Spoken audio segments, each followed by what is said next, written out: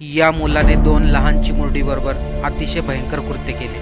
चिमुरडी शाळेमधून आल्यावर आईवडिलांना म्हणली, माझ्या प्रायव्हेट पार्टजवळ खूप जळजळ होत आहे। तेव्हा आईवडिलांनी तिला डॉक्टरकडे नेले।